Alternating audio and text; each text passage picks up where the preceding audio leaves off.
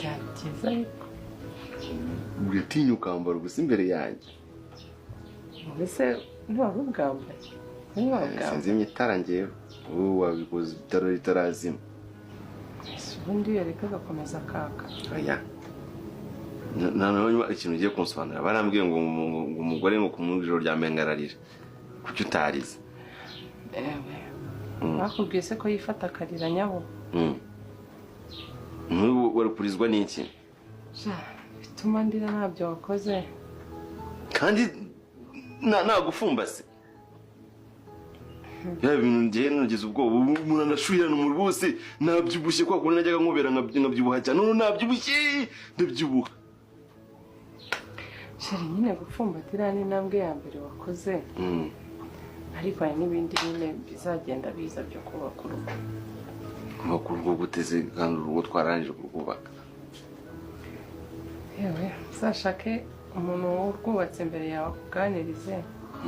Jewe barambwiye ngo dupfa ngo kuba ngo tutambaye ngo tukahita turyama ngo uzarira. Ndavuga ukuntu uri burire ndabibura ndakumva nyine nashwiranye mu bose mfite ubwoba bwinshi.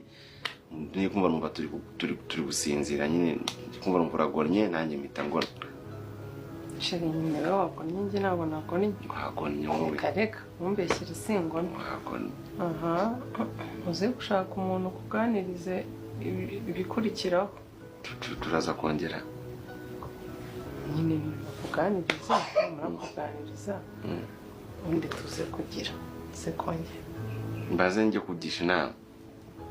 nyine babwire ko byagenze babwire ibikurikiraho babaze nyine ibikurikiraho ubundi nyine nta kibazo nijoro twongera. Ariko nabonye ari byiza birashimishije. None bakuganiriza biraba byiza kurushaho. Nawe ubundi se uri umugabo mwiza ntabwo utagize. Ntabwo ufumbase ijoro ryose ni ubwa mbere ngiye mfumbase umuntu ijoro ryose. Sheri nyine utaha byoroshamo ntabwo gupfumbatana ari ukunigana. Ntabwo nizi gute ko nagufashe washyiragamo ibibaraga byinshi kandi nyine ibintu byoroshye. ubu ni ugufata noroshye.